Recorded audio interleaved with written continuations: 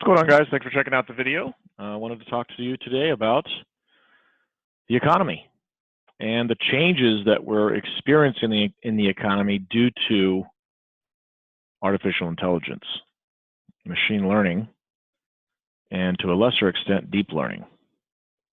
Now, deep learning obviously is still important. It's just not as applicable to our businesses. The people that are watching this video, you're affected by deep learning, but it's not necessarily going to be part of your business unless you're planning on being a massive company that's focused on data monetization, lifetime value of your client, and deep learning is really more for multiple verticals, like what an Amazon does, or a Facebook, or Google.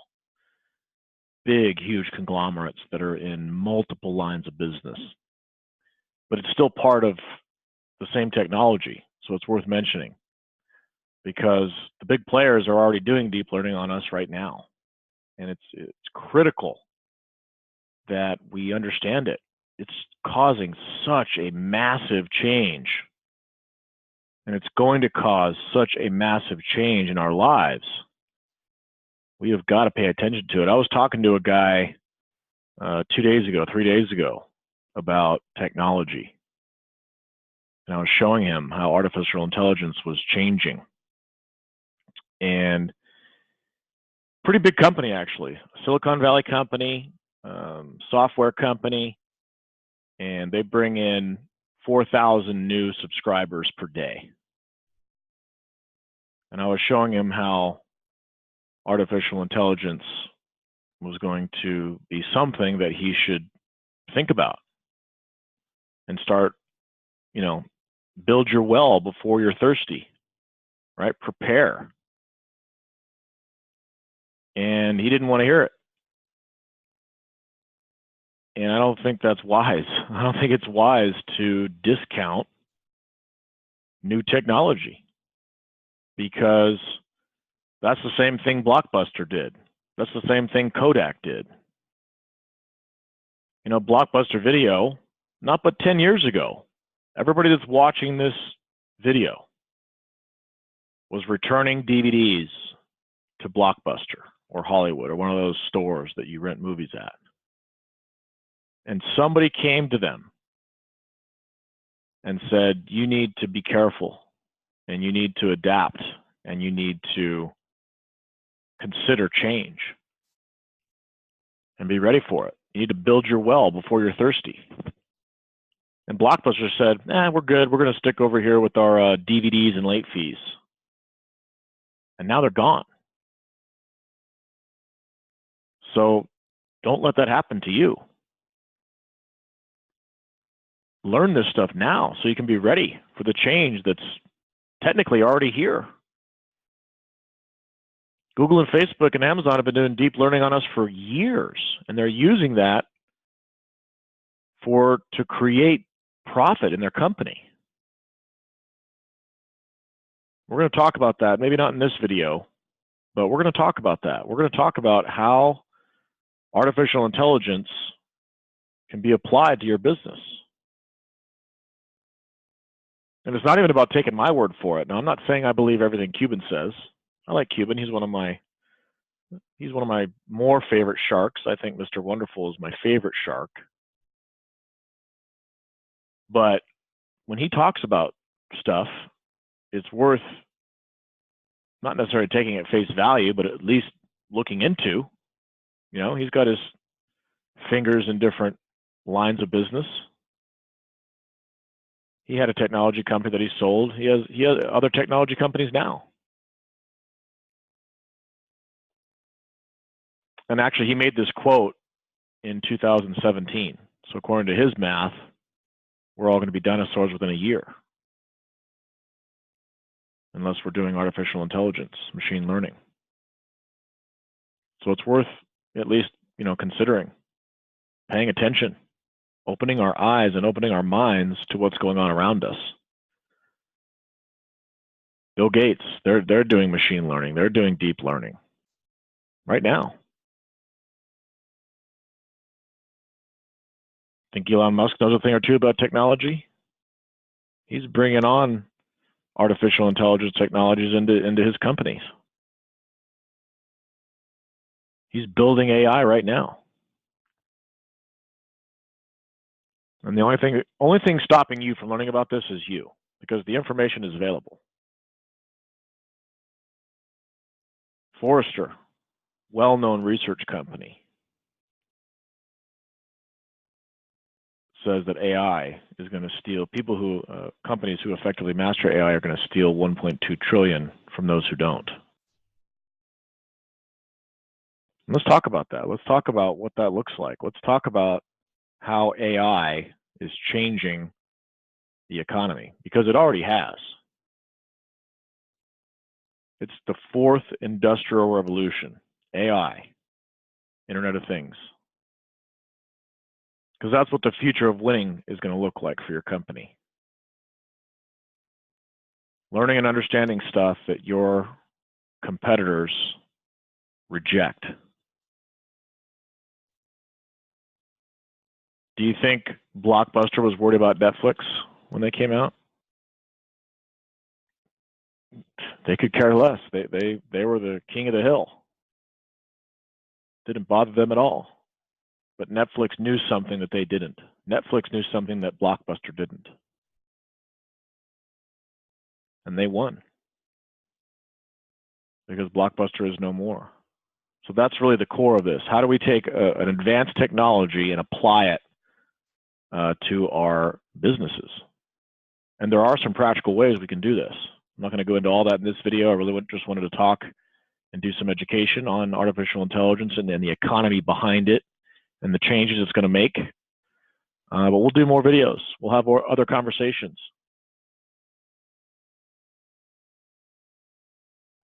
Look at this knowledge graph. Your 3% is your knowledge that you have right now of your job or your career, the things that you know.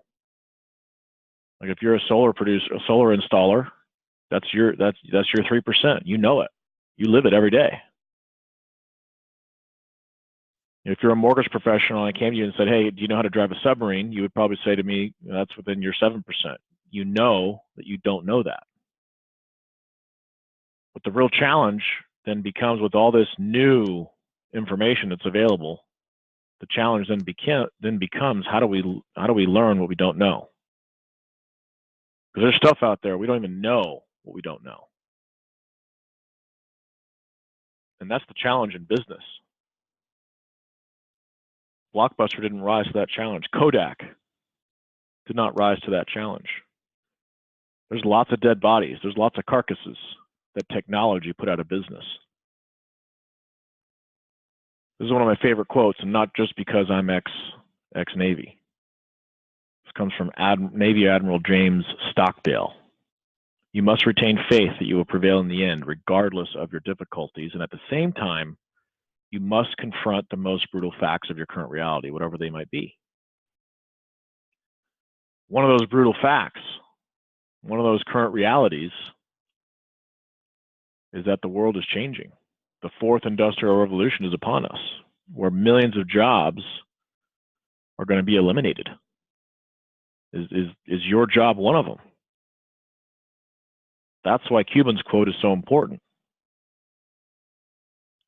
Don't be the one that gets eliminated. Don't be the Blockbuster. Adapt or perish. And this is the type of change that has such enormous transformative power. And what's playing into that is the rise of technology. The speed at which it's getting faster now. It's just accelerating. It is propelling us forward at lightning speeds. And you've probably felt it in your own life. You're old enough to remember AOL discs, right? What about VHS tapes? Things have gotten a lot faster and a lot better and stronger since then. And people are paying attention. People are starting to pay attention. There are some companies that have eliminated assets for this, and completely redesigned their entire company around this. Here's another one from World Economic Forum. This talks about the future, where we're going. 100 trillion. That's how much wealth is going to be created from digital technologies. Artificial intelligence, sensors, analytics. Exponential. We're in exponential now. Anything that can be digitized goes on the exponential growth curve. So that internet that we used to get when it was dial-up, and we would steal the phone line from our family members to go online, and then they would say, "Get off the phone, get off the internet. I got to make a phone call." Right? Remember those days? Technology has eliminated that, and it's only going to get faster. Pretty soon, we're going to have gigabyte Google Fiber networks in all towns. They're expanding that. That's not slowing down. It's getting faster. It's only going to get faster. And we'll talk about how data plays in. That's actually, we'll probably keep that for a different video. Let's just keep this to sort of the artificial intelligence and the foundational knowledge that we all need to at least spark something in us to go out and research this and start applying, figuring out how our business is going to be affected by this change. Because if World Economic Forum is right, more wealth will be created in the next 6 years than the entire history of human civilization. Let that sink in. 100 trillion in the next 6 years from digital technologies.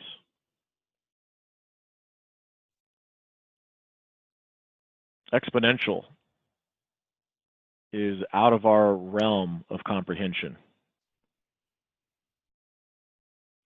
Things are moving so fast now, and they're going to get even faster. So like the length of time between, say, the steam engine and the car, look at the condensed time between microprocessor, word processor, Apple, cell phones, hybrids, Google, Facebook, on into AI and machine learning and deep learning, which is off this graph, which is the next level, the next step. Because our brains, right, as humans, it's hard for us to really think in those terms. We usually think in linear, right? Human beings think linear growth, like 1, 2, 3, 4, 5. So if I asked you to take 30 steps, you would think linear steps, that equals 30 steps. And we see it in our lives, right? We went from, I'm old enough to remember cassette tapes, right? The first Walkman I got was a cassette tape Walkman, right? You had to rewind it. You had to wait to get back to your favorite song. And then the next linear step from that was CDs. Then it was, oh my goodness, I can skip to my favorite song. No more rewinding. How cool is that? Our brains at that point, we couldn't comprehend that, because our brains were so conditioned to the eject button or the rewind button or the swap the disc, right? Remember the big Case Logic? You'd stick all your CDs and they'd fall out, or the thing you'd keep in your car on the visor to hold your CDs, right? That was the linear growth of technology back then. Our brains couldn't comprehend that it would be in our phone or connected to our car through a wire or through Bluetooth technology, iPods.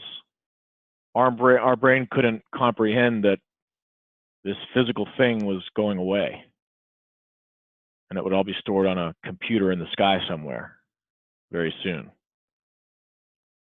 That's what exponential really is. It's out of our realm of even comprehending where it's going. Because if I asked you to take 30 exponential steps, 1, 2, double it 4, double it 8, double it 16, you take 30 exponential steps, that's 1 billion plus. That's why I say when this exponential stuff that we're in now, we can't even comprehend where it's going because it's deceptive, right? We think a certain way. We think the next step is a logical next step, but it's deceptive because things can take off really fast without us even having a handle on what it is or how it got there. Like within Netflix, the initial thought was, oh, cool, I don't have to, return things to the store, or I don't have to, save these DVD boxes anymore. Like it created space in our homes. Technology created more room for other junk. But silently, sort of deceptively, AI, machine learning crept into that thing. So now it's a situation where it didn't just replace DVDs, it replaced searching for movies, because now they're recommending movies to you. They're recommending TV shows to you based on your behavior. That's machine learning. That's an algorithm, right? Like if you logged into your Netflix account, it probably looks different than mine. And when I log into mine, it's got, Disney stuff because my kids are watching, kid shows. When I log into my brother's, it's got like hunting and fishing TV shows all over on the front of it because that's all he watches. So Netflix is making recommendations to him based on his behavior, and the same app is making a totally different set of recommendations to me and my family based on our behavior. Artificial intelligence. And the future of that's where the challenge lies for business people like you and me. How do we capitalize on that? How do we learn it? How do we apply it? How do we put it into our lives so we can capitalize on it? Because look at the history. I mean, look at what happened just in the last 20 years, last 19 years. Blue chip companies got replaced with technology companies. And it wasn't just from a product basis. Granted, yes, they have amazing products. Yes, Apple has great products. Yes, Google was able to charge you for clicks. There's a much deeper reason, though, why these 5 companies on the right took over the 5 companies on the left. And it's called identity resolution. We'll talk about that. That's artificial intelligence. That's resolving someone's identity online at a people-based level and tracking their behavior, understanding what they're shopping for, understanding what their behavior is, so you can match your message to their behavior. That's why Amazon can push into any vertical. They have the behavior. They can sell you anything and everything. They could push into any marketplace they want because they have the behavior. They know what type of underwear you wear. And what connects all of us is really the internet, right? It's just a network, a big network that connects the world to essentially one. All these devices are all connected to the internet. That's really all the Internet of Things is. The IoT, or Internet of Things, is just the extension of the internet to objects, right? And all these new devices are coming online. Like just in the last few years, you can see it, right? I mean, smart TVs connected online, right? More and more people are getting rid of their cable. Cut the cable. YouTube TV, Netflix, Amazon Prime, Hulu. Cable companies are freaking out right now. They're trying to figure out how to not be the next Blockbuster Video. They're trying to figure out how to know what they don't know. They're doing their best to harness this structural change. And for them, they didn't build their well before they were thirsty. They're thirsty now, and they're frantically trying to build the well. The jury's out. They might not make it. Cable companies might not make it. According to Gartner, right now we have 15 billion sensors connected to the network, connected to the internet. Now, what's a sensor?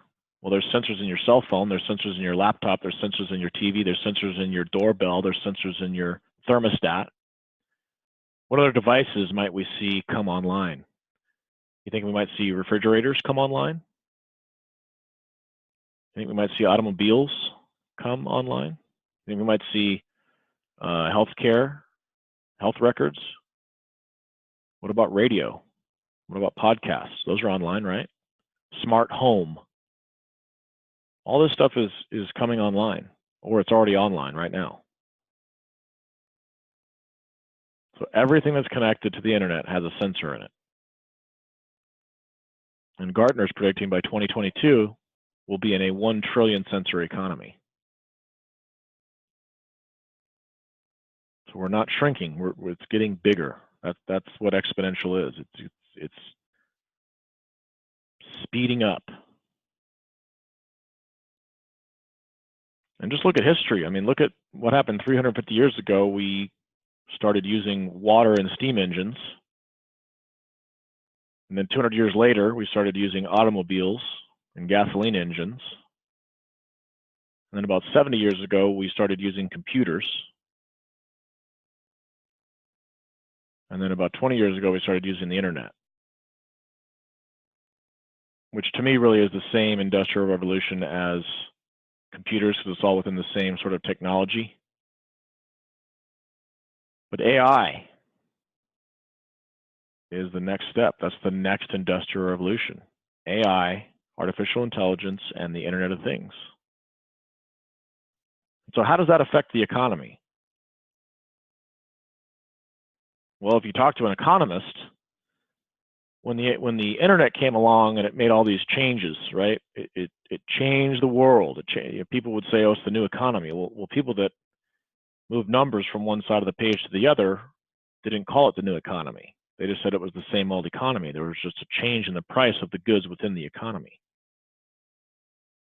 Well, when the internet came along, it changed the price of distribution, communication, and search.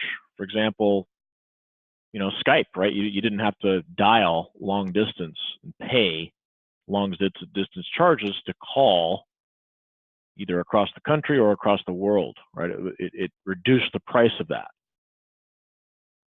right? Yellow pages, no more yellow pages. No, you could search for something right on your computer. You didn't have to, go get a book to search for something. Search was now cheaper. E-commerce, distribution. You can distribute things for cheaper. Same economy, different prices for things. Some things got eliminated, right? There is no more printing for yellow pages, right? So printing changed. Some printing went away completely. So when you talk about AI and the changes it's going to make or already are making, what it's really changing the price of is prediction. What about predicting what somebody's going to say? Like that Google thing that you can talk to and it predicts what to say next. That's really what it's doing. It's predicting based on patterns. Machine learning. What about it? What if you want to predict who's going to buy something? That's what Amazon's doing when they market to you, right? When you get that banner ad that follows you around the internet because you went to Levi Jeans, did a search for Levi Jeans in their environment, and all of a sudden, whatever shoes you shop for are following you around. They're predicting that you're going to buy based on you doing a search for it. What about self-driving cars? Prediction. Predicting the movement of other vehicles. Predicting the environment. Predicting roads. What about disease prevention? There's companies doing it right now. Go look up Cure.ai. There's companies right now that are pushing the limit on this stuff. They're looking at ways to detect lung disease earlier. Because right now, we're relying on human judgment to read the chart. And every second counts when you're talking about diseases and preventing them. So if there's a faster, cheaper way to predict when someone's going to be sick, I think everybody listening to this would sign up for that, right? And we could spend an hour just talking about that. Go look that up. Go look at all the changes that are happening within healthcare. It's fascinating stuff. It's amazing stuff. To use a machine to look at patterns, because that's what a machine does. Like, machines are dumb by default, right? But if you give it enough data, which again we'll talk data in the next video or a future video, that's really the building blocks of AI, or the fuel of AI is data. But if you have data points and you have patterns, and you teach that machine or train it or show it what digitally a disease looks like on an X-ray or any type of medical scan, and you give it enough data, it can learn. It can predict earlier, faster than a human can. Right? How many times we go to the doctor and we have to wait for the results? Well, a machine can do it instantly. Split second, boom, done. And that's really what the value is of artificial intelligence, predicting outcomes. Predicting who's going to buy what, when, and how. From a business perspective to your business, there's a marketing value to that, right? There's business implications there. Because if you're out just doing demographic targeting and your competitor is predicting outcomes, you're never going to beat him. You will lose. The same way Blockbuster lost to Netflix. So that's why a lot of people use this word outcome economy. That's the economy that is upon us, the prediction economy. We're going to be able to predict things that are so far outside of our realm of comprehension right now today. But we can learn it. We can adapt. We can start right now. We can lay the foundation. We can build the well now, so that when we're thirsty in a couple of years, we have the well built. We're ready. We're prepared.